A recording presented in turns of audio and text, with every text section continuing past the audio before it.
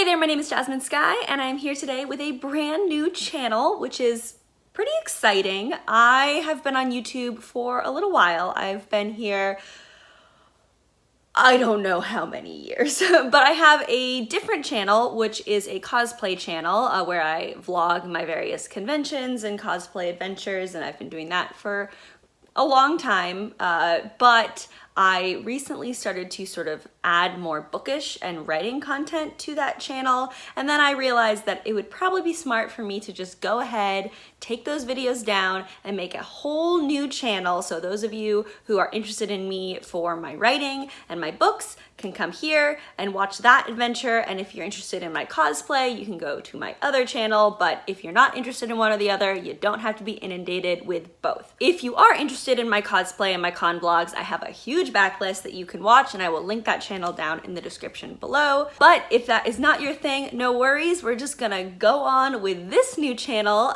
which is going to be my Authortube channel. Today, to start off this new channel, I'm going to be doing what's called the Authortube Newbie Tag, which was created by Jenna Streety, but I actually saw the tag for the first time on Lisselle Sambury's channel, so I'm gonna link both of those videos in the description below for you to check out. One last thing I wanna do that I'm going to make a habit and sort of one of my missions of this Authortube channel is at the beginning of every single video, I'm going to tell you about some resources that I have linked also in the description below. Today, I'm linking resources, articles, petitions, and places to donate, organizations to donate to help Black trans women. Today, this morning, I just saw news of another young 17-year-old Black trans girl who was killed, and the news is misgendering her and dead naming her, and it's just really, really difficult to see. Black trans women are the most risk population in the United States, and their lives do matter. So I'm going to link, probably for the next several videos,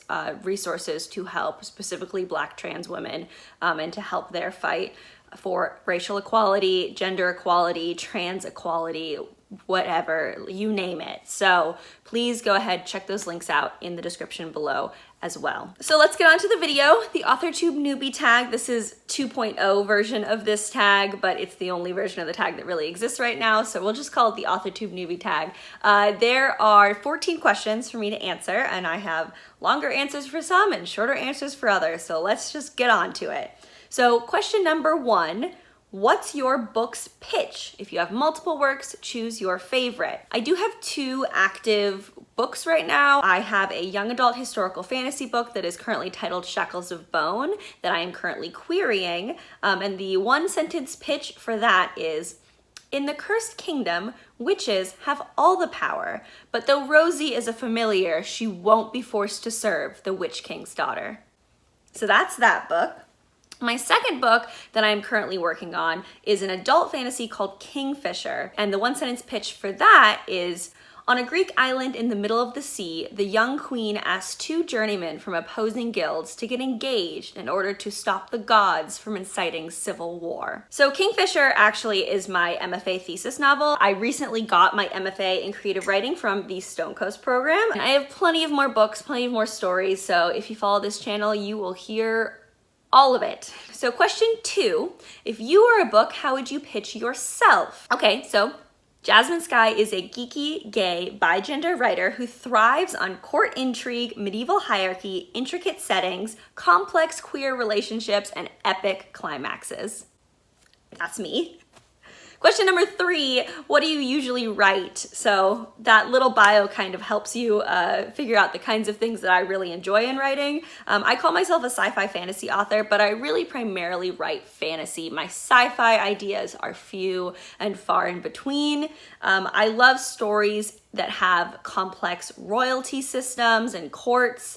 I really like quests that center on heroes that haven't traditionally been centered, especially queer heroes. I love to read quests that center characters of color. I used to write a lot of points of views from characters of color, but there has been even more discussion very recently about white authors writing from characters of color point of view. So that is something that I'm still working on, being a better ally and not taking the place of authors of color who deserve to be the ones to write and publish with books that have main characters of color. So I'm taking a step back from my own main characters of color. My worlds are all very, very diverse. I have a very diverse family. I work in outreach. I live in a diverse city, have diverse friends like that.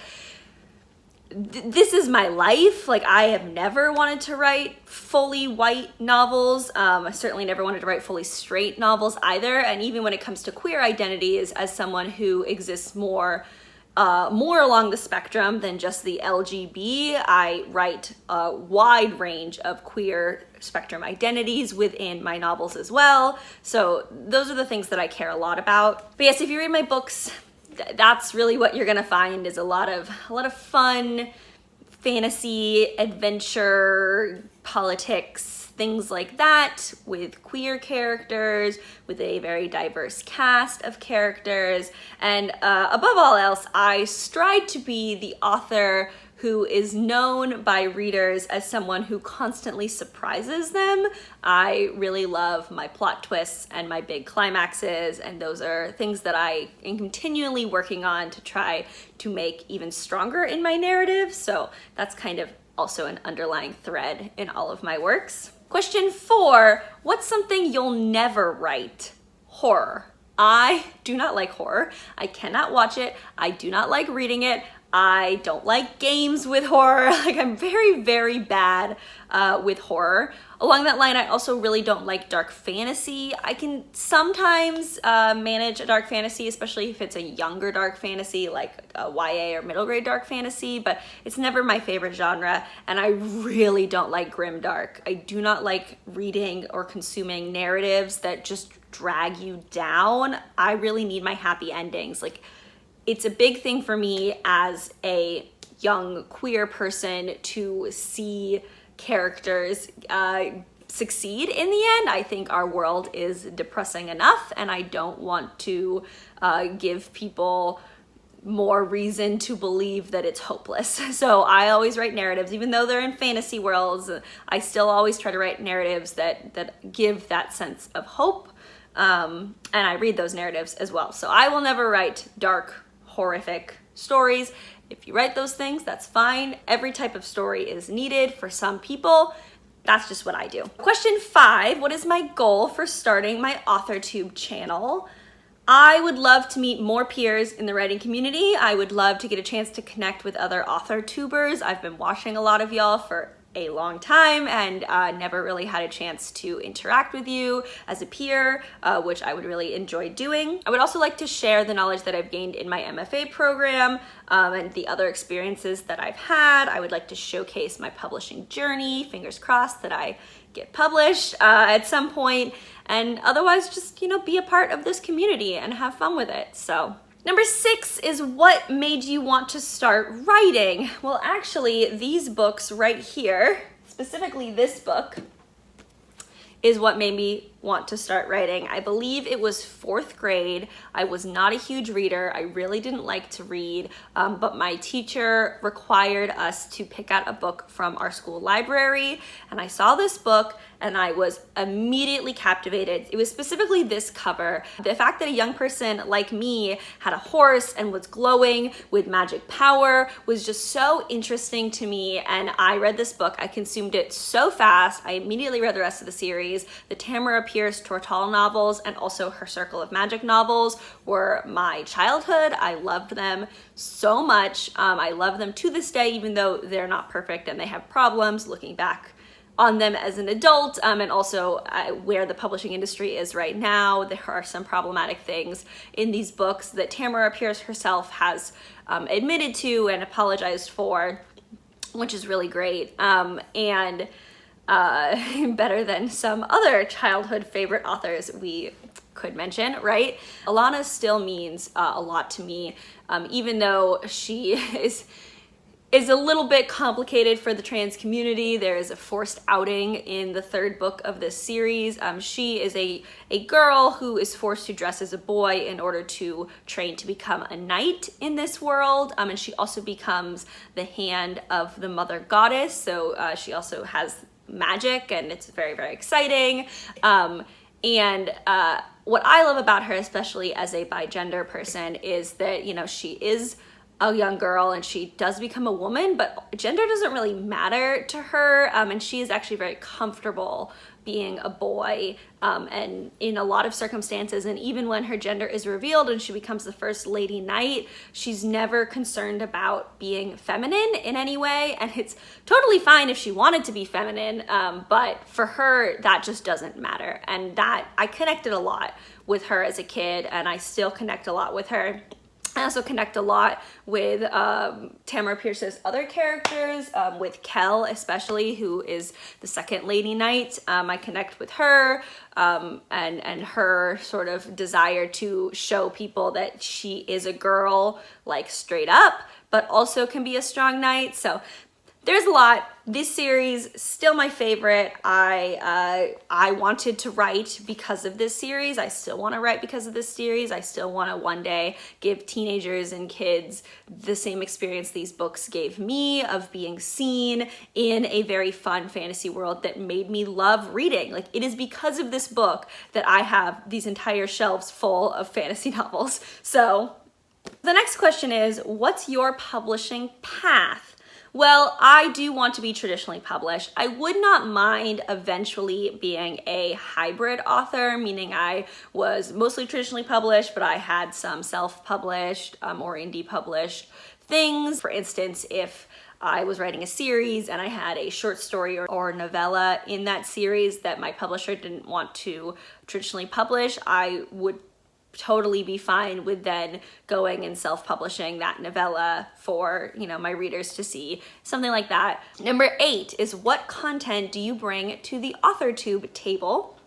Well, like I already said, I have an MFA, and I have not seen many videos about MFAs in creative writing, about the process, explaining what they are, why they are good or bad, explaining sort of in detail what you can expect from different MFAs. So I think those videos, I plan to do a lot of those videos, and definitely if you have any questions about anything related to MFAs and creative writing, please go ahead and put them down below, because I plan to make lots of content surrounding MFAs and surrounding my personal MFA experience, what I've heard from my peers and other people about their MFA experiences and things like that. I also have a lot of content planned around my querying journey, where I'm going with that. I really hope to one day be able to do that how I got my agent video and how I got my book deal video and all of those fun things, but you know, I think there's a lot of us on the Authortube community that are in the same boat with that.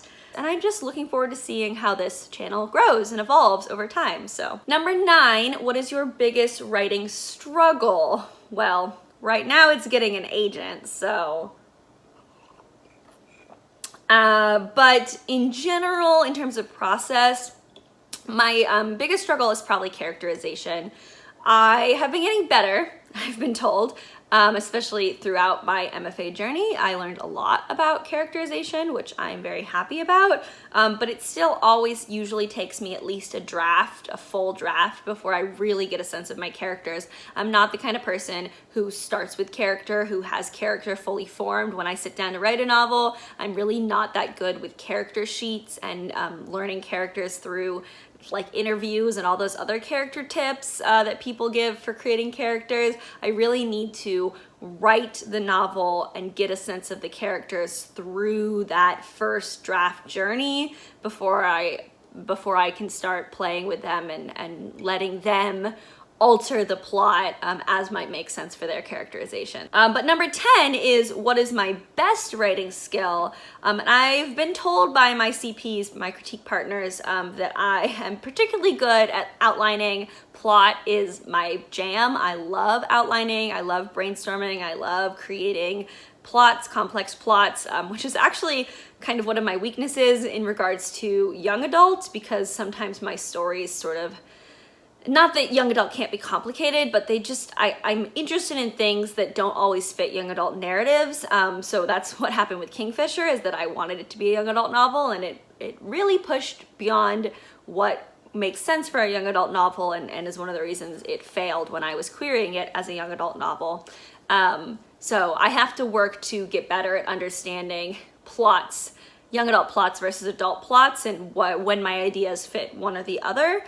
But yes, in general, plot is a strength. Climaxes are a strength. World building is a strength. Anything related to that and to coming up with those kinds of big ideas. Not always marketable ideas, because sometimes the things I'm interested in are a little more niche, but big ideas in terms of world and plot and climaxes, those are my strengths. 11 is, if you've been on YouTube for a while, what's your best Authortube tip? I have been on YouTube for a while, like I said, not so much in the Authortube space, but I do think my biggest tip for YouTube is to have a consistent schedule. This is something I have struggled with on my other channel because I had only been vlogging conventions, which only happen a couple times a year, or I only go to conventions a couple times a year because I don't have the money. I'm not a professional cosplayer to go to conventions all the time. And of course, right now with COVID, no conventions are happening, at least no cosplay conventions are happening. So that's a struggle. I haven't had any content, which is one of the reasons I pushed making book and author writing related videos on that channel, and then realized that that was a poor choice. So that channel's never gonna be consistent, and that's just the way it is. But this channel, I hope to have a consistent schedule. Right now, I'm actually planning on posting twice a week to grow this channel, which I think is a tip for any other Authortube newbies. If you can sustain a schedule of frequent posting, then that will help your channel grow. I hope it'll help my channel grow, this new channel grow. Eventually, twice a week is gonna start burning me out. So I will drop it down to once a week, and then who knows, we'll see, maybe I'll have to drop it down even more. Hopefully I'll get an agent and book deal one day and have other obligations related to my writing that will prevent me from doing more YouTube. So like, that's the dream, right? But for now, I am planning on posting Wednesdays and Saturdays at around noon. Hopefully that consistency will help me with this channel. 12 is, if you're new to Authortube, what is your biggest Authortube question? So yes, I'm an Authortube newbie, even if I'm not necessarily a YouTube newbie. And I guess my question is more of a rhetorical question, which is just, I want to see how fast this channel can grow. It seems like you really need to sort of have the credibility of having an agent, having a book deal before you really start growing, which is a little not scary for me, because I guess I don't really care that much. I'm not trying to make a career out of YouTube, but I would like to be able to interact with more people. So that, I guess, that's my question, that's my goal. We'll see how that works. Number 13 is, are you looking for any new channels to follow? Betas, critique partners, or other type of writing buddies? I'm actually pretty good on critique partners, writing buddies, betas. I have a very strong querying community over on Twitter, and I have a strong community from my MFA, my peers from my MFA, and I even have a strong community from before my MFA. I have a couple critique partners that I've had for years and years and years and years, which I'm super grateful for. All of my critique partners, all of my betas. But I would love to just connect with more Authortube friends. And you know, if that develops into critique partners, I'm not gonna say no. Yeah, more people. I wanna connect. Talk to me. I wanna chat with you. Finally, number 14 is, what are you most excited for during this new, fresh start on Authortube? I am just excited to see where this takes me. I'm excited to connect with people. I am so grateful for all of you who have gotten to this point, who took a chance on a brand new channel's first video. I really hope that we will develop a little bit of a community here on this channel, and that I will develop a community with other Authortubers and readers and things like that. That's just what I want. And that's that. Those are all the Authortube newbie questions. Please check my descriptions for all of the links that I have mentioned. As I've said, please like, subscribe if you're interested in seeing more from me. And in general, I look forward to chatting with y'all in the comments.